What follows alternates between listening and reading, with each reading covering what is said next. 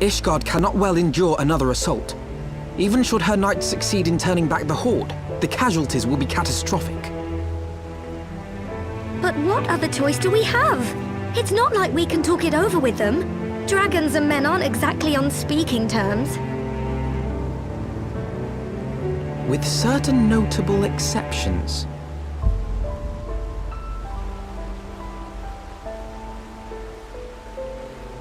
You don't mean Iceheart? When last you spoke with her, she lamented her crimes, did she not? Then there remains a sliver of hope. If we can persuade Iceheart to act as our intermediary, we may yet be able to convince Nidhogg to abandon his bloody course. If there is to be a meeting, I would accompany you. Estinian. Even with your intermediary, Nidhogg's blood rage may render him deaf to reason.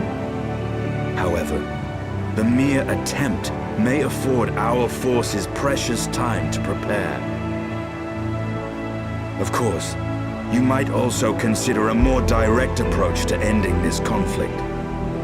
With the power of the Eye at my disposal, and the vaunted strength of the Warrior of Light, we could conceivably slay the beast outright. If we are to risk a face-to-face meeting with the Dread Worm, I for one would feel safer in the company of the Azure Dragoon.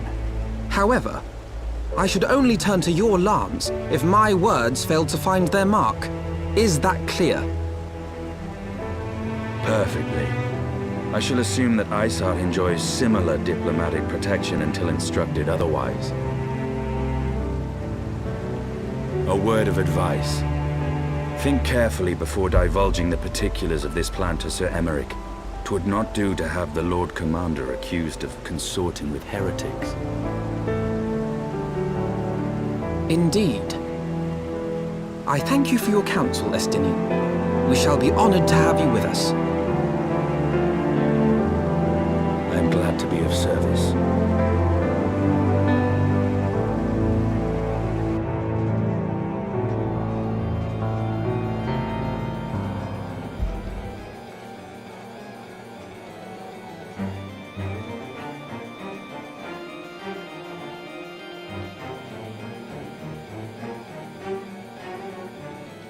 Such commotion. Yes, Your Eminence. The bells of the Observatorium warn of our enemy's approach. So, the dragons are coming. Let them come, in their hundreds and their thousands. With the divine blade in our hands, we shall rend their flesh and drown the heretics in their master's blood. Even Nidhogg and his foul brood shall be powerless to resist us. And when we have rid the world of their pestilence, we shall turn our attention to our Ascian allies. See that they are suitably rewarded for their invaluable assistance. If I may, Your Eminence, the Paragons wield powers strange and unknowable. Can we be certain that they will not see through our deception? We can be certain of naught save the righteousness of our cause. If you would be a true leader of men, you must possess conviction as well as caution.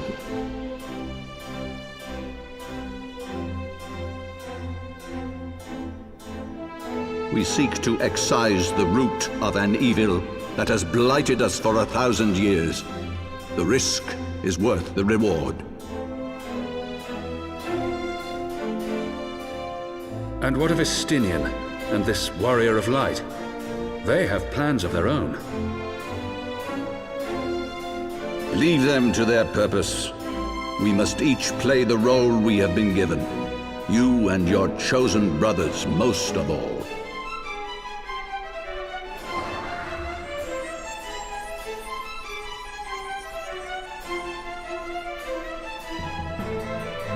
For the glory of King Thordan.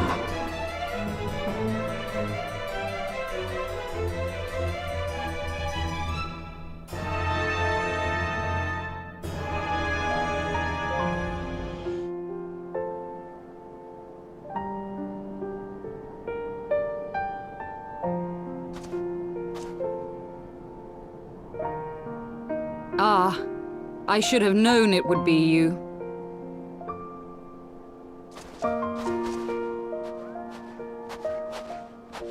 Word reached me of a struggle with a small but well-armed band of trespassers. Forgive my comrades their hostility. Few come here uninvited, and fewer still with good intent. Now, tell me why you are here.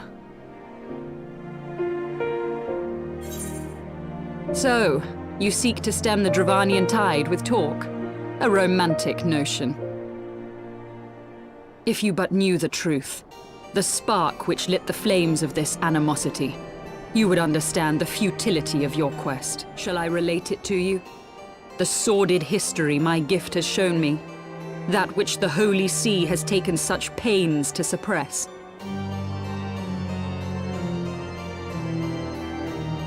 'Twas more than a millennium past when an Elezen tribe first sought to claim the lands of Kurthas as its home. Unfortunately for them, Kurthas was already home to dragonkind, and they were not inclined to make way for the invaders.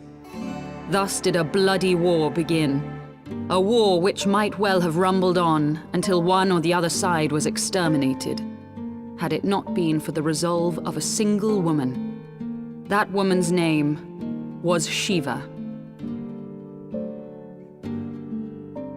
While those around her fought and died, she attempted to parley with the dragons, and in so doing discovered them to be possessed of profound intelligence and reason. The great worm, Hraesvelgar, in particular so enchanted Shiva that she found herself growing to love the creature, whom her people considered a monster. In the eyes of a near-immortal dragon, however, the fleeting life of an Elezen is as that of a freshly cut rose. Scarce has the flower bloomed before it begins to fade and wither. Such melancholy musings plagued Hraesvelgar, who had found in Shiva an unexpected and beloved soulmate. He knew that all too soon, death would snatch her away from him. Unable to bear the thought of their separation, the maid bid the worm consume her, that their spirits might be entwined for eternity. Though loath to perform the deed, Hraesvelgar ultimately gave in to her plea, and soon thereafter the tale of their ill-fated love spread throughout the two warring factions. No more could they raise blade or claw against one another, knowing that the souls of their kin were so inextricably bound. In the days that followed, man and dragon learned to live in harmony, and together built a nation unlike any the world had ever known. For 200 years did this blissful age of peace continue, as it would to this day, had vilest envy not stirred in the hearts of the Elezen. It is said that worms owe their longevity to the boundless reserves of vitality found within their eyes. And 'twas in this belief that a traitorous band of knights deceived their allies of some 2 centuries, and took by force that which they coveted. Nidhogg, he who now stands poised to unleash his wormlings upon Ishgard, was the great dragon who lost an eye to Elezen treachery. And until he prizes it from the hands of the traitor's progeny, no amount of conciliatory words will stay his fury. You are wrong, Lady Iceheart. Lest you misunderstand, I do not doubt your vision of the past. 'Tis true that Nidhogg greatly desired to reclaim the Eye.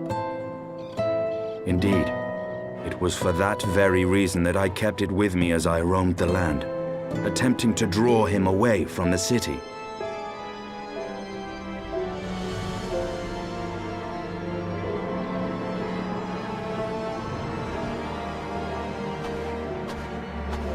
Good gods!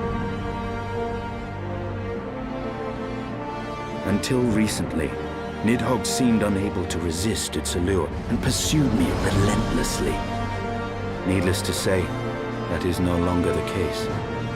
Now, it would seem, he has fixed his attention on Ishgard itself, though he knows full well the Eye does not reside there.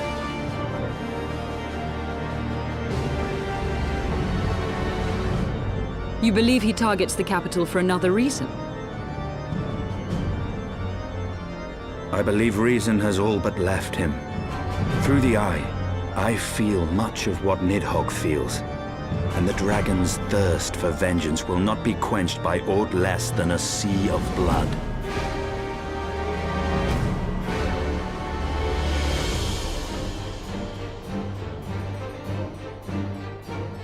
If Nidhogg is indeed lost to reason, might we not seek an audience with Hraesvelgr instead? He has thus far shown no inclination to aid in the invasion of Ishgard, and may yet welcome our efforts to broker a peace. You still believe that a peaceable solution can be found? Very well. I will take you to him.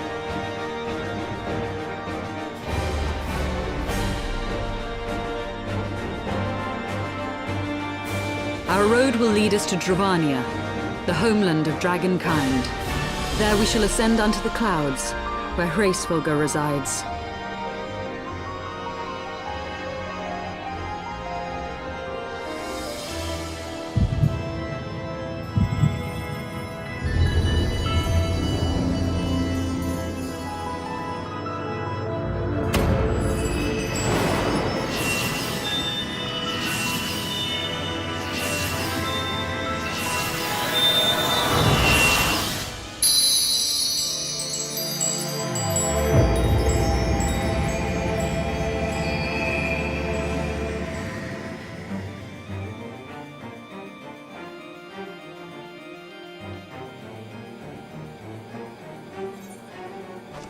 Is aught amiss, my friend?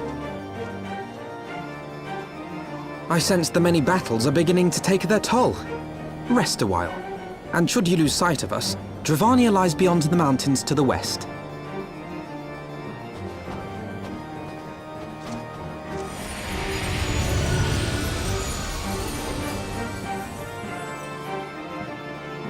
Curious. The vestiges of thy mistress's blessing are not as faint as once they were. Thy will to succeed grants thee unusual fortitude. But will it be enough?